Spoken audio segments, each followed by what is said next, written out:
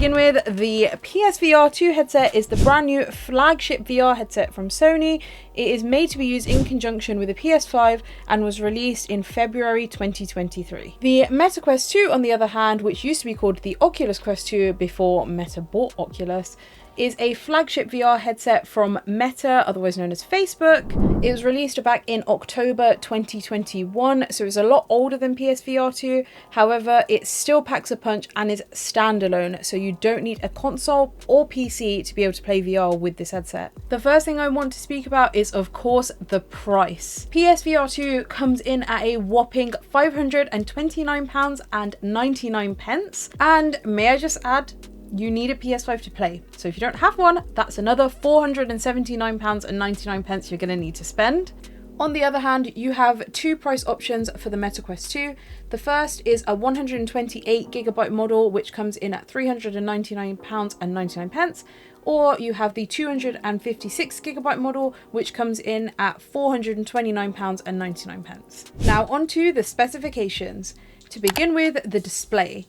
On PSVR2, you get these shiny new OLED displays.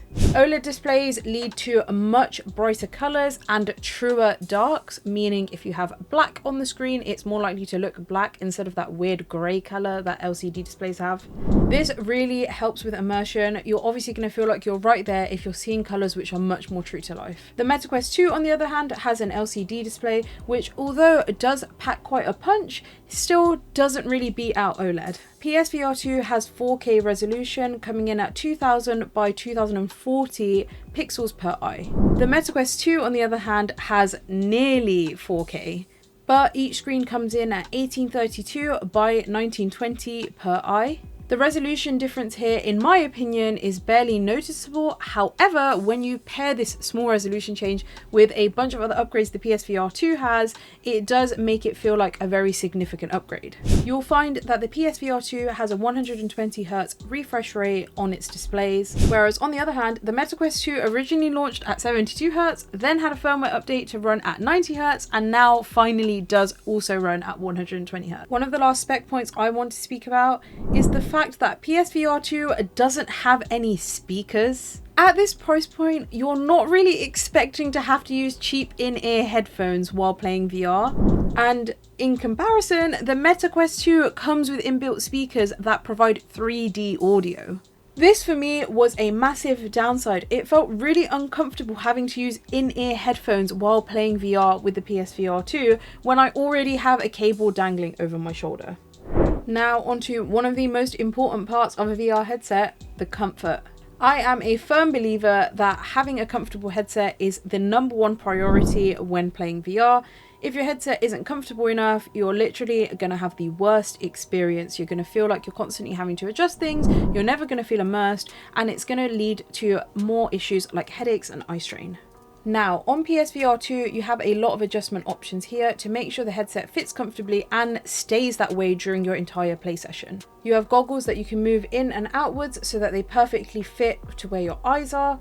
And you have a small dial on top of the goggles which you can spin in order to move the displays in and out on the inside of the headset so that you can adjust them correctly to match the distance of your eyes.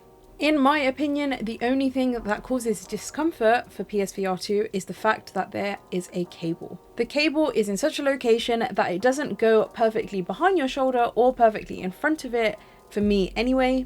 But this does mean during my play sessions, I am constantly moving the wire both behind my shoulder and in front of my shoulder. People with long hair will know this struggle.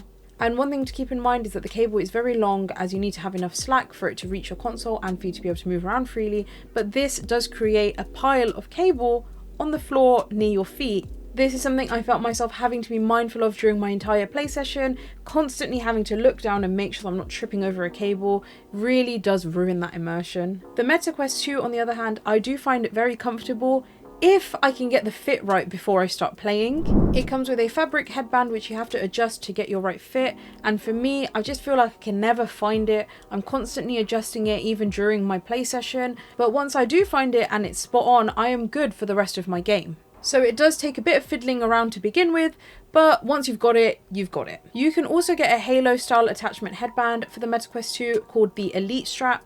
It resembles the PSVR2 Halo. For me, it doesn't make too much of a difference in terms of comfort. However, it does help slightly with weight distribution. This is something you may find yourself needing if you can't get used to how front heavy the headset is. Considering this headset is standalone, it means all of the tech to run the games is jammed into the headset, and the way that Meta have designed it is that it's all on the front. This means that it's much heavier and it can slide down easier if you just don't have the correct fit. I've gotten used to this very quickly from when I first started using my headset. However, if you find yourself struggling, then the Elite strap could be an option for you. And of course, one of the greatest factors about the Meta Quest 2 is that you are completely untethered.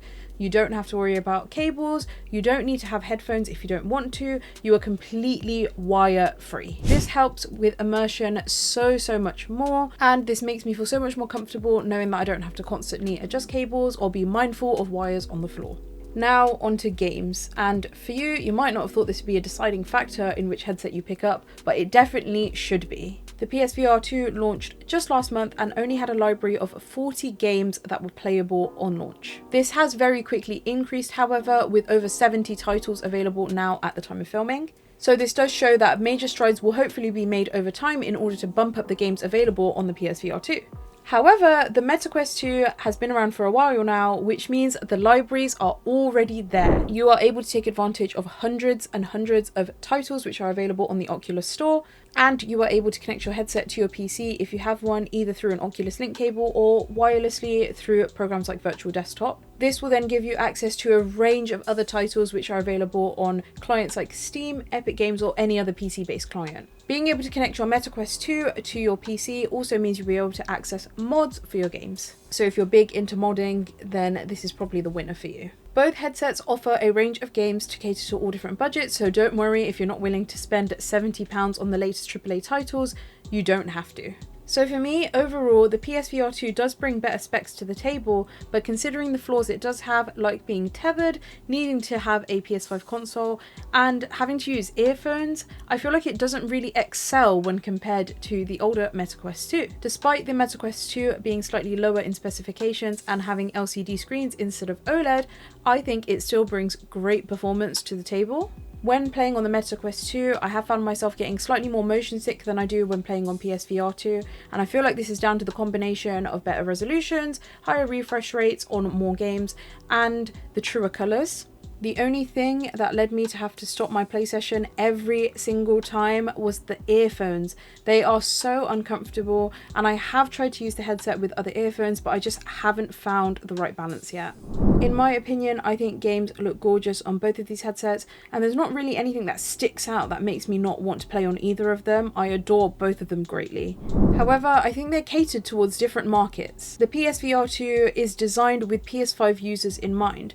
It's for people who already have a PS5 console, so don't have to go out of their way to get one, and who already have a library of games. A lot of developers are releasing free patches on PS5 games in order to make them PSVR2 compatible, which means it's a great option for people that do have this library. However, if you don't have a PS5 already and don't have tons of AAA titles to choose from, then it might make more sense for you to pick up the Meta Quest 2. It means you then don't have to go and pick up a console you might not want and can put the extra cash towards buying games instead. For me, this is especially the case if you already have a gaming PC, as you can hook up your Meta Quest 2 to your PC.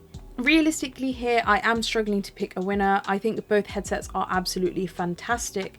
I think what it comes down to is what you need more.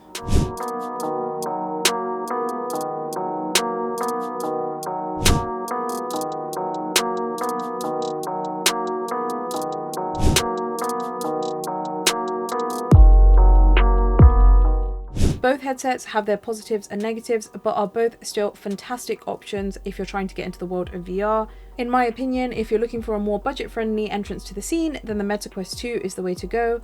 However, if you already have a PS5 which you play on often and have a wide range of games on, then the PSVR 2 is a great fit for you.